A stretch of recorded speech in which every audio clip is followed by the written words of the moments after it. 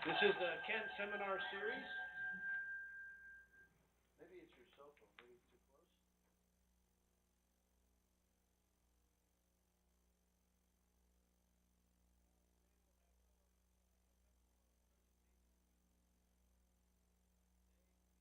Next week, which will be on use of recycled aggregates in concrete.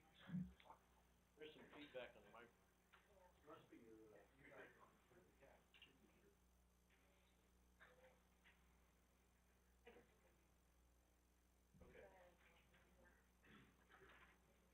Next week's on recycled aggregates and concrete slabs. Alex Brand will be presenting that. Then 2 weeks, or 3 weeks, no, we have 3 weeks. And Professor Long will have a chance to share with us some research he's doing. And then the final one will be at the end of April on also some life cycle assessment analysis on the construction phase for a tollway project. And then that's it for the semester. And I think we will have a Kent speaker that will be coming the next month also that will be invited here to speak to all the faculty. But today we have some work that's been ongoing here for the last 8 or 9 months on life cycle assessment framework for the material phase of the pavement. This is an ongoing project with the tollway, with ARA, and Yang Kang and Rebecca Yang will present that, so let's give them a warm welcome. Again,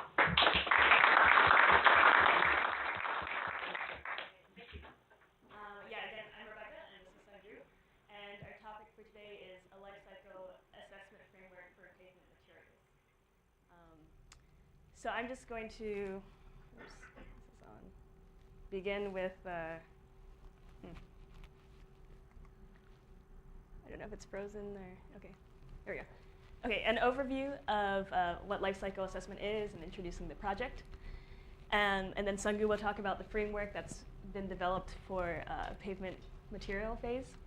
And then I'll come back and talk about some challenges and issues and considerations that we've faced throughout this process. And finally, we'll end with some acknowledgements. Okay, so the first thing we have to talk about is what is sustainability. So this is usually defined with the triple bottom line. You can see social, environmental, and economic. In this particular project, the social part will ultimately be taken into consideration with a sustainable rating system, which I'll talk about a little bit later. The environmental part will be taken into consideration by the life cycle assessment, and the economic component will be with life cycle cost analysis. And the intersection of these three components is sustainable development. So for this project, the tollway has specific objectives. We will create a LCA, or life cycle assessment tool, with localized inventory data and options. And using this tool, as well as the other two tools that I just mentioned, we will be measuring sustainable performance in both past, present, and future tollway projects. It will help inform sustainable alternative solutions and best practices. And finally, produce results that are marketable and promotable and understandable to the agency and users and the public in general. Okay, so a quick definition of a sustainable rating system, or SRS. It's a framework that evaluates and rates, actually can do all three components of sustainability: environmental, social, and economic benefits. And it's very flexible. You can do it for all different types and sizes of infrastructure projects at the project level, network level, agency level. There are a couple of different rating systems in the market that you may recognize. For example, Green Roads is pretty popular for roadways. ILAST, developed by Illinois. Invest, which was recently released by the Federal Highway Association. And also LEED, which is for buildings, but it's also a rating system. Okay, so life cycle assessment. The main difference between these two are that this sustainable rating system is a qualitative measure, whereas an LCA is a quantitative. So it looks at the cradle-to-grave interactions of the environment and the production system. Typically, you have 4 different phases: material, assembly and construction, use, and disposal and recycling. And for each of these phases, you have processes and flows that go through them. So we look at the inputs and outputs of each of these processes. The inputs include energy and raw materials, And then the output includes things like emissions to air, water, and soil. Life cycle assessment has been around for a while, and there are international standards, pretty loose standards that help you define like what a framework for an LCA should look like. There are 4 different parts. The first is goal and scope definition, which is very important because, as you can imagine, there can be an infinite number of processes that you can evaluate in the life cycle of a product. But you need to make sure that your goal and scope is defined very well. There's also the inventory analysis, which is the data collection of all of those energy and inputs and also outputs, emissions. You next have an impact assessment. So you take all of the data from the inventory and you classify and categorize them into impacts categories that are a bit more useful to look at, such as global warming potential, acidification, human toxicity. And then using these impacts, you can interpret it. And all of these processes are interconnected and ultimately give you a direct application to use in marketing or product development or planning. Okay, so why are we using an LCA? There are a couple of reasons. The first is we can quantify environmental impacts. So for a particular project, we can look at exactly how many pounds of CO2 emissions are coming out, how many BTUs of energy are being consumed. We can also look at each individual stage of the life cycle and determine which stage has the most influence on the environment. For example, for asphalt pavements, it's usually, people know that it's the material phase that has the highest energy consumption. So we can target specific phases and try to improve them. We can also compare construction alternatives. For example, if we're looking at a PCC overlay or an HMA overlay, it can help you, with the results, can help you decide what a good alternative is. Specifically for pavements, there are 5 different phases that we're looking at. The first is materials, and this includes extraction and production of all the raw materials, in addition to transportation from the original site of the raw materials to the plant and the plant to the construction site. We're looking at construction, which includes traffic delay from the cars who are waiting for construction activities, and also the on-site construction equipment itself. And then we look at use, which is the most underdeveloped phase out of pavement LCA. And we'll talk more about this at the end, so I'll go through it quickly. We also have maintenance, which is very related to construction and materials. And then finally, end of life for recycling and landfilling. Okay, so there are a number of current research limitations that are associated with pavement LCA, and Nicholas Santero has done a lot of work compiling the research that has been done with pavement LCAs. So a couple of these are from his paper. There are a couple of discrepancies that make it very difficult to compare different LCAs. There have been LCA studies done internationally, so a lot of them in Europe, some in the US and Canada. So for example, the functional unit, it's usually 1 lane mile, but occasionally they're done in terms of time or for different ESOLs, so it's very difficult to compare results between LCAs. Also system boundaries. Some LCAs don't consider all of the phases, and some do. Some don't consider transportation, some don't consider feedstock energy from bitumen, so the system boundaries can be a major discrepancy. Finally, the data source. So if your data is coming from Europe or Canada or the US or even between states, you're going to get very different results.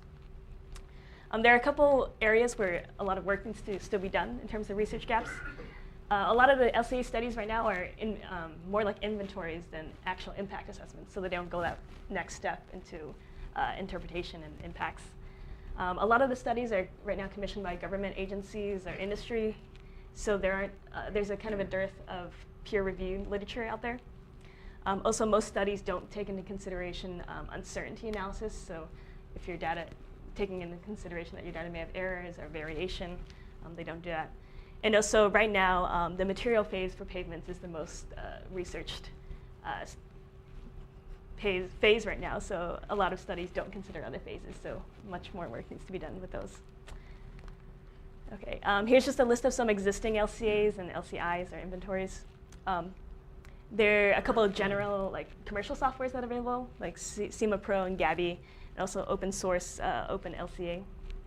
Those are just for any sort of product. And then we have a couple different pavement LCAs like Palette, which uses economic input-output, which is a very generalized form of LCA. We also have Aspect, which is just the framework, so no data in it. and then PE2, which is recently developed by Michigan State, which has mostly material and construction information. We also have a lot of inventories that we looked at from literature, and these are done by like Portland Cement Association, Eurobitumen in Europe, and Athena from Canada. So we use some of these to supplement our research. Okay, now Sungwoo is going to talk about the framework itself for pavement.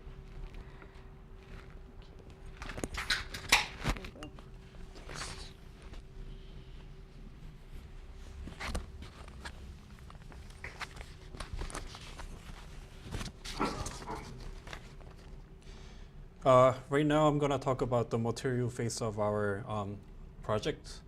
And for the types of material that we considered in our project were aggregates, binders, cement, concrete, HMA, recycled materials such as REB, RES, RCA, and slag cement. For the scope of our study, our product function is that the LCA tool will allow Tollway to characterize and quantify environmental sustainability of our projects using local resources and realistic data. And our functional unit, of course, is 1 lane, 1 mile for pavement.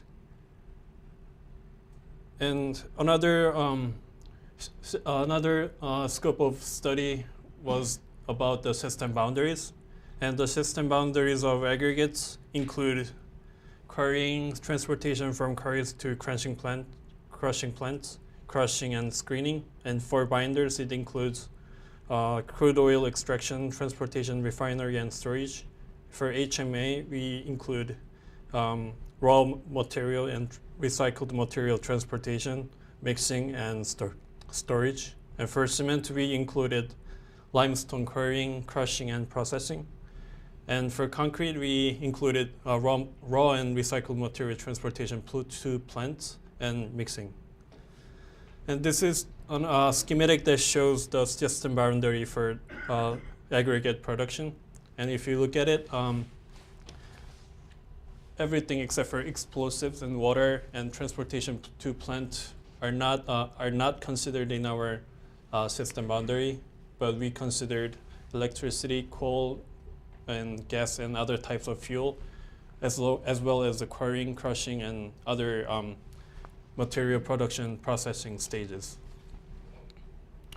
And we also have other materials, but we have boundaries for this, but it's not showing. It's very faint, but it's not shown in the diagram, so I'm going to move on to I'm just showing you that we have other diagrams for other materials as well, but we have like, if you carefully look at it, there is a little box here, and here, meaning that we are only considering transportation of raw material and fuels, electricity, and as well as our plant operations for concrete production. So system boundary only includes the steps that we actually considered in our LCA. And after we define system boundary, we made our own questionnaire to data collection. And we made questionnaires for the following materials shown here. And questionnaire actually consists of 2 parts. The first part is talking about the general information, and the second part is talking about the energy and emissions. That includes raw material and recycled material transportation, in-plant transportation, and fuel usage, as well as emissions to environment. And this is the example of questionnaire that we had. This is the first part that we have. And it has information about plant location and who's reporting the data and the data reporting period, as well as daily production. And the second part of the questionnaire is about the resources and fuels that we used resources and fuels that plants used to produce 1 ton of material they are producing. For example, this is the list of fuels they used, but I kind of put black rectangles around it because the data is confidential. And similarly for other emissions, we have all the emissions listed in the questionnaire, and they have to answer like how much emissions they got to produce 1 ton of material they produce. Similarly for this questionnaire slide. And now we are considering the regional versus national. Usually the data we collected from questionnaire are considered as regional because we only collected data near Chicago, Illinois area. But in the case where we don't have the data, we also use literature value. And literature value are usually national-based data. So for the top material, we actually collected data from the questionnaire, and these we actually use the data from literatures. And this is cement LCI data summary, and we are showing this graph to compare the results from questionnaire and literature. For example, in this graph on the left, the energy consumption is lower with the questionnaire than literature, as well as the CO2 emissions. And this is the data that, this is the energy to produce 1 ton of cement. And the unit is shown here, and it takes 3.29 megabtu to produce 1 ton of cement. And also to produce 1 ton of cement, we have CO2 emissions here, and 0.684 tons of CO2 was produced to manufacture 1 ton of cement. And we can see that questionnaire values are a little smaller than the literature. So, and moving on to HMA production, we have some data from actual questionnaires, and we have also data from the literature. So P here means plant actual data, and L here means the literature. And we can see that the middle data is much larger than the others, and we consider this as an outlier because this plant is actually a retail type of plant that makes frequent stops and starts, and so it consumes more energy than the regular type of plant. That's why this value is so much greater than the other. And so, for the CO2 emissions, the values are pretty consistent except for plant 1 and plant 3. But we kind of average the value for our final LCI database. And for REB usage, we collected from the 2 plants, and one is significantly greater than the other. And this shows that sometimes we collect the data, but they're not consistent. So we need to make decisions which data we are going to use for our actual LCI database. And we only have one response from the ROS manufacturer. So this is the value that we produce, the energy to produce 1 ton of ROS. And for aggregates, the questionnaire values are much greater than literature. These orange bars are questionnaire values, but this is the blue values are from the literature. So to produce 1 ton of aggregates, they use this amount of energy, and to produce 1 ton of aggregates, they use this amount of energy. And for PCC, similarly, the data from questionnaire is much greater than the others because this is plant 2 and this is plant 1, but plant 2 is much greater than the literature values or another plant. So we actually had to we actually had to use these 2 values, the average of these 2 values for our actual database, because this value is considered as an outlier. And this is the summary of the LCI questionnaire. And if you look at this table, the number of responses are kind of limited for each material. So in the later stage of our project, we need to collect more data to make sure that we have valid data. And we are moving on to energy. And energy, there are two different types of energy. First one is the direct energy, which is the energy for energy that considers fuel and electricity usage associated with material production. And this includes raw material transportation, equipment, machine usage, and in-plant transportation. Another type of energy is indirect energy, and this is energy associated with the production of fuel and electricity. And for example, this energy is energy that required to produce 1 kilowatt hour of electricity and energy required to produce 1 gallon of diesel. And to calculate the energy needed for electricity production, we actually used this e-grid developed by Environmental Protection Agency, and we used grid, which was developed by Argonne National Lab to calculate indirect energy to produce fuels.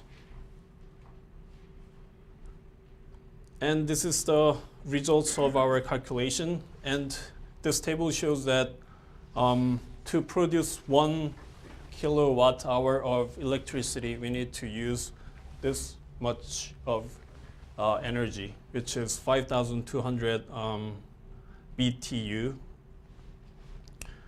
of energy. And this is the emissions associated with the production of 1 kilowatt hour energy, 1 kilowatt hour of electricity. And this table, this chart shows that for each type of fuels, we spend this amount of energy to produce 1 gallon. So that means, in other words, to produce 1 gallon of gasoline, you need to spend 2.33 times 10 to the 4 BTU of energy. And similarly for LPG, diesel, and crude oil. And notice that crude oil is the lowest of the 4 because it doesn't include the downstream processes of the fuel production. And this is very interesting because it shows the ratio of process versus primary energy. And this 20% is actually the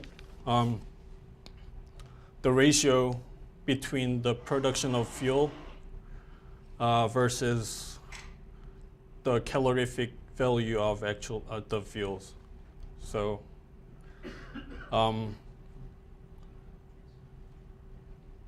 and notice that diesel, gasoline, LPG are similar, and crude oil, residual oil are lower, but petroleum coke is much higher than the others.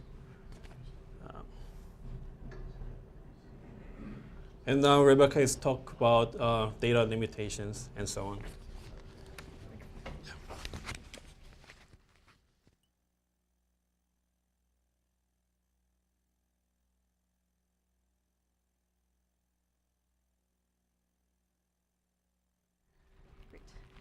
So I'm just going to conclude with some limitations and considerations, challenges, issues that we had.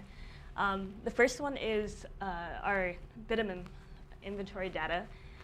We actually ended up taking it from Eurobitumen, which is a European source, because as of now, there are no studies for LCAs in the US for bitumen. So we're using foreign sources, which hopefully eventually we'll be able to use GREET or some other process to do a more localized evaluation of bitumen. Also, as Sunggu mentioned in the results, there is a difference between stationary and mobile plants that really came up very strongly in our results. So that's something we need to consider and allow the user to either specify or to average.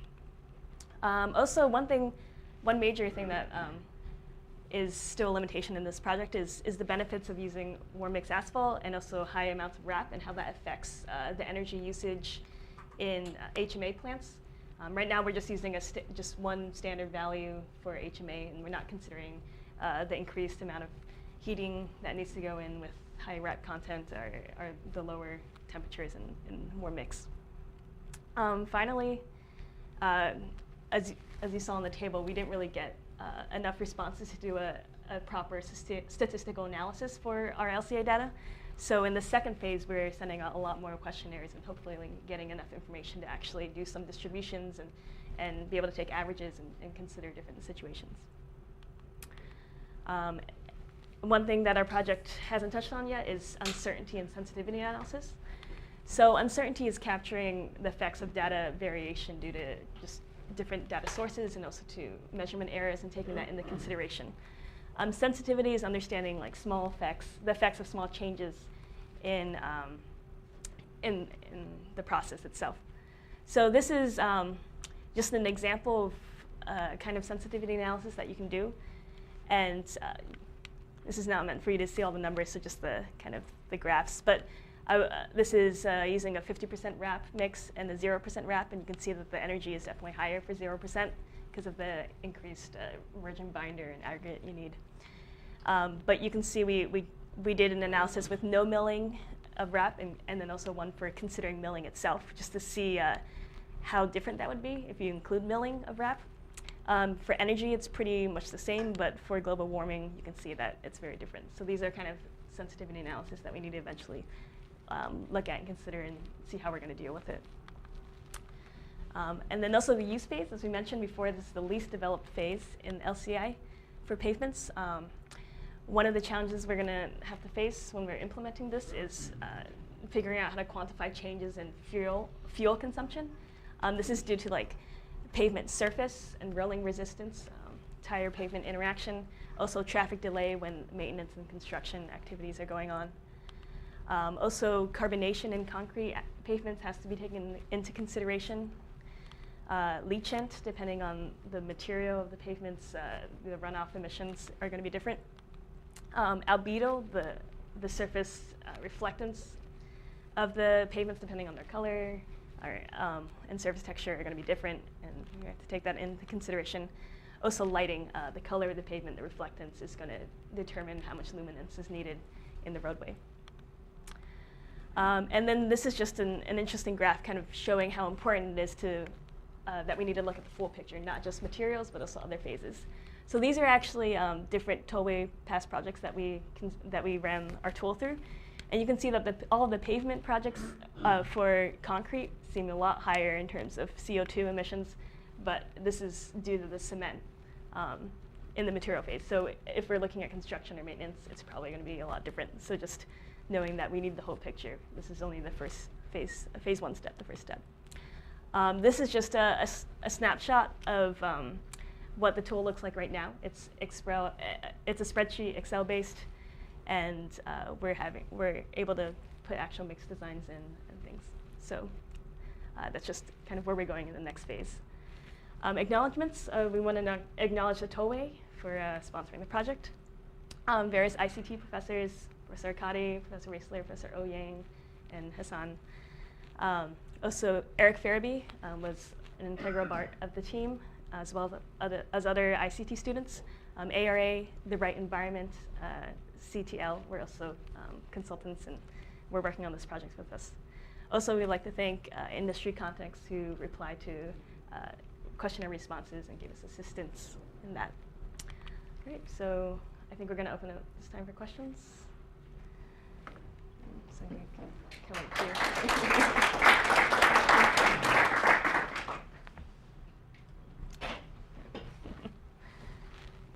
Any questions? Yeah. How common is it for plants to collect, maintain this kind of a database? Like how much they spend in energy and per ton production and everything? Yeah, that's a good question.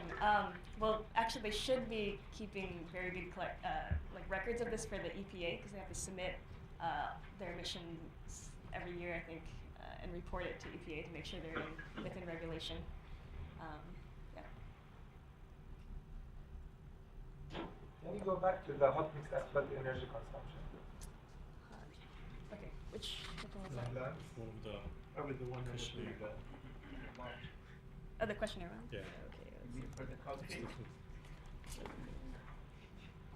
Never mind the last slide. The last week. Yes. plant that is, This one. yeah. So again, what's the reason for that? There is different types of plants, and the plant tree is retail type of plant, and it operates and it stops many times a day. So So the higher the operation. yes, it Yeah, it consumes stops more the- energy than regular types. Is this data just from United States, or you are going to get it? This usually the data collected from the questionnaires are only Illinois area, so it's regional data. But we also sometimes use the values from the literature. It can be United States, it can be Canada, it can be Europe as well. But we try to make it as local as possible, like as we collect the data from the questionnaires. Yeah, so this project is specifically for the needs of the tollway, so they want regionalized local data. But we do have to supplement sometimes with other regions. Yeah. And you might also want to mention that this is just from the first round of sampling from the plants. And now the second phase of the project will start soon to go to recollect some of the data from these plants and expand the questionnaires to different plants. And the idea of showing this graph is actually just to illustrate how the regional data can be different than the literature values. And also the reliability of the data that we get from the plant. Of course, you are relying on just the numbers those plant guys, operators are reporting to you.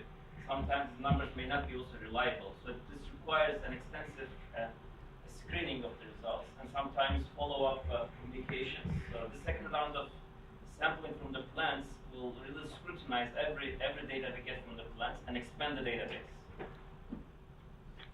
Just to follow up on that, that was kind of the question I had in mind too. When you mention energy to produce in BTUs, and we need to probably identify and define the metrics in actually coming up with such energy numbers. This is, and according to that metrics, from one plant to the other, when you communicate with people, you need to be able to, quantify the energy amounts. In terms of what? In terms of how do they calculate the energy needed to produce 1 ton of HMA from what components and construction process, mixing procedure or whatever. There are a lot of things that contribute to that metrics, I think. Yeah, so when we were developing the questionnaire, we tried to break down different stages, like for loaders or for the actual facility. Everything becomes convey- relative then. Yeah. They may not match the numbers there. Exactly. Then when you want to consider the energy consumption, so you'll be classifying by plant or average or? Depending on the values, we sometimes average. We sometimes take the data from the literature. Sometimes just to use the data from questionnaires. But this is actually standard. The literature values are standard because it's already published. It's been validated by others as well. So we try to when we get the data from like this, it's very different from our literature values. So we need to consider this as an outlier. So standard is literature, but if we get some outlier data, we're not considering that in our database. But if we get something similar to literature, or this maybe, and we take the data and maybe average them out for our database. You may have an option for a plant that stops and operates. Right. That's a possibility too. Yep. But if we have more data, as you know, it's more. We can see the energy consumption for each plant, and we can be more. Yeah, we Yeah. can take into consideration the variation, Yeah. and even give them a range instead of just one Right. value, kind of more statistical.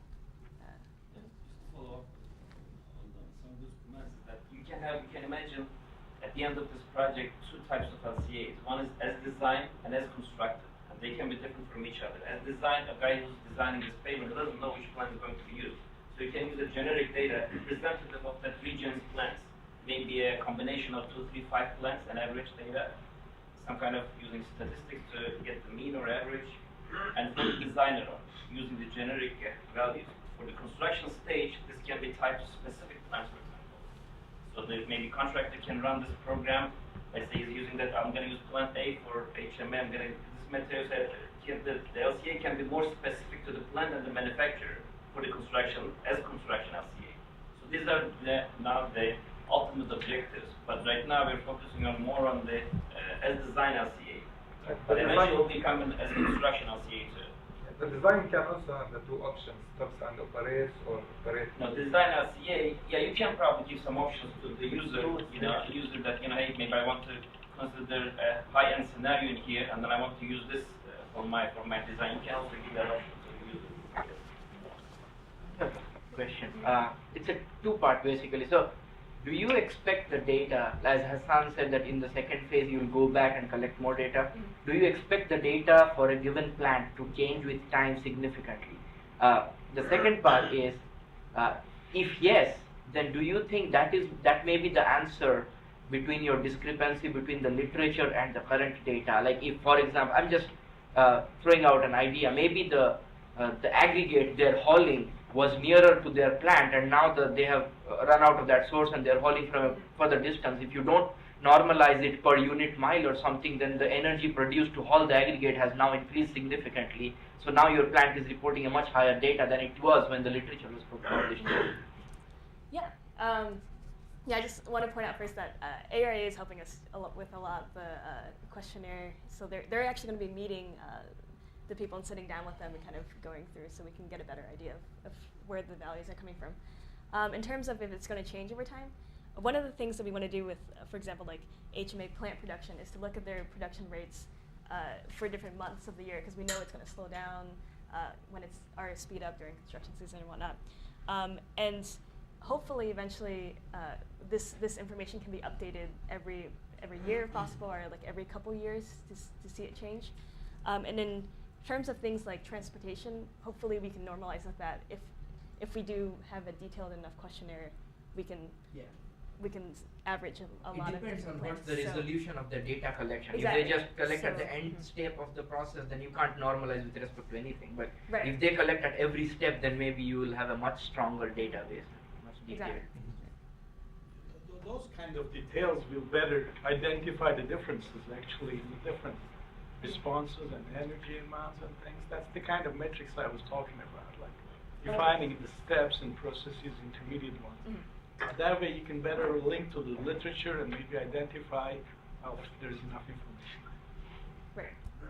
One of the biggest obstacles, I think, initially when we designed this questionnaire from the plants, we wanted to get really a micro data from the plants, stage by stage, process by process. But there is a very big obstacle in front of us here, that the plants' cooperation with us, because this is a very insignificant job for them. That doesn't mean anything right now, and it's really very difficult to get them involved. And then we give us the data that we really have. So that's why we compromise a lot. The amount of data that we can get from the plants, and sometimes we leave whatever we get. But this round will be a little bit more different. But again, stage by stage data, process by process data, will be very difficult to obtain from the plant, because then you have to live with the plant for a while to see everything, and maybe stay in the plant for a couple of days, a month, to really observe such changes. And in the literature, usually they are aggregate data. They don't really go stage by stage. It's just an entire plant processing to produce 1 ton of whatever that product is. So it also indicates actually how difficult sometimes to use literature data blindly in your LCAs, because you don't know how this is collected. Yeah, I think one of the points that's being made is also that not only you have to look at energy, but on the flip side, they actually charge a price for these materials. And so the cost part kind of gets enveloped by the LCA tool. So you have cost in there, you have these emission and energy, and you make a decision with all the information.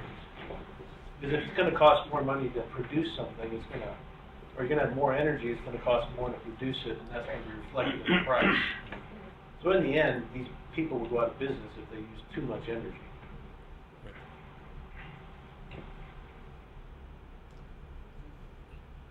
Okay, thank you for presentation.